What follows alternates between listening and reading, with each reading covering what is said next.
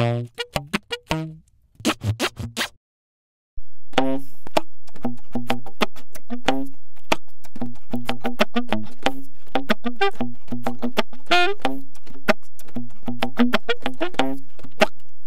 everybody, Derek Brown here, BEATBoX SAX, with another Tuesday tutorial for you. People have asked me when they hear my BEATBoX SAX stuff and then they see that I'm doing tutorials, they'll say, Derek, love the tutorials, but wow, you're like giving away all your secrets. I can't believe you're doing that.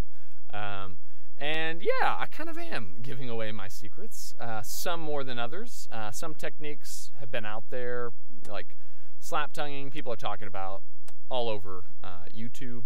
It's nothing new. But this week I am kind of giving away one of my secrets. However, it's not an easy secret. This is a technique that I call tongue ramming. And the first time I saw this, or heard this rather, was over a decade ago with the album Freedom in the Groove by Joshua Redman, and it's his opening song on the album called Hide and Seek, and he does this thing.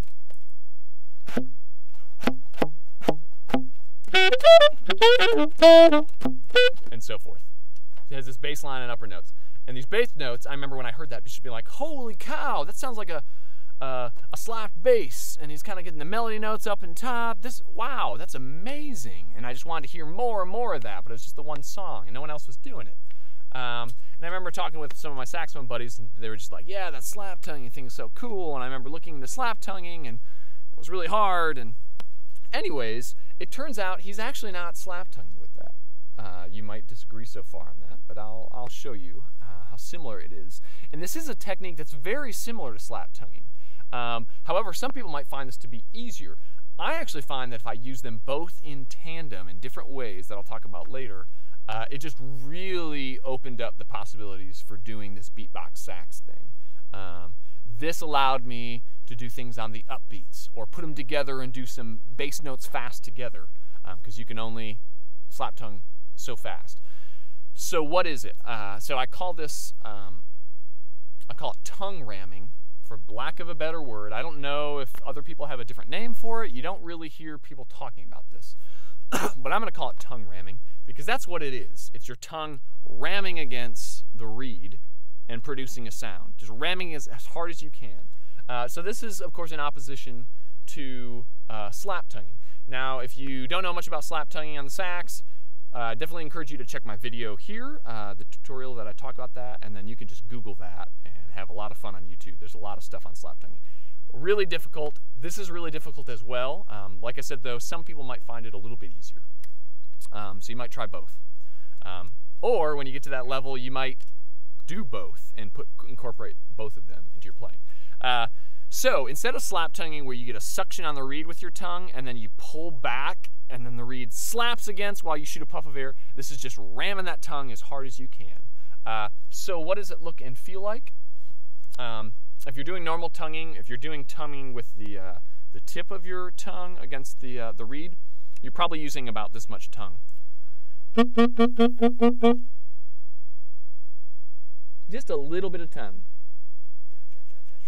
Now for tongue ramming, I'm gonna use a lot of tongue, wide and just a lot. So here's what I'm doing. That much tongue. So that's a lot. And it's got to be a lot of force. If you do it just against the roof of your mouth,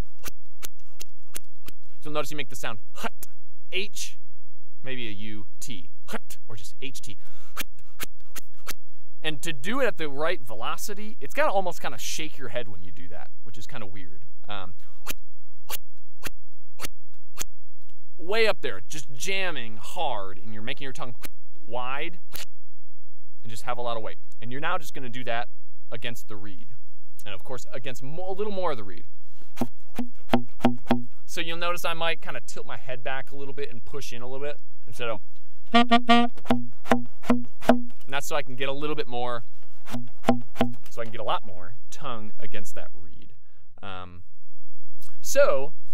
Try that out. And the challenge is, can you get a solid tone out of that? You may notice it even sounds kind of like, key slaps. It's got that warm, bassy sound.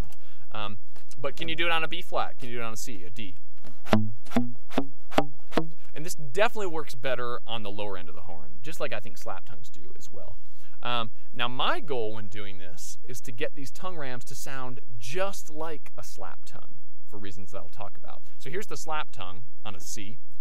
I'm using the suction. Here's tongue ramming. Sound similar? I think so. I worked really hard to get them to sound similar. So here's alternating. Here's slap and then ram. Slap, ram. And I could do more of that.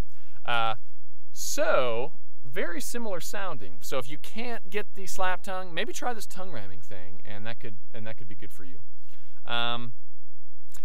Yeah, I think I may, particularly if I get a lot of interest in this, I'll probably release a second tutorial where I talk about incorporating this into my playing. For now, you can just treat it like, do the tongue ram, treat it like a bass note, and play these upper notes.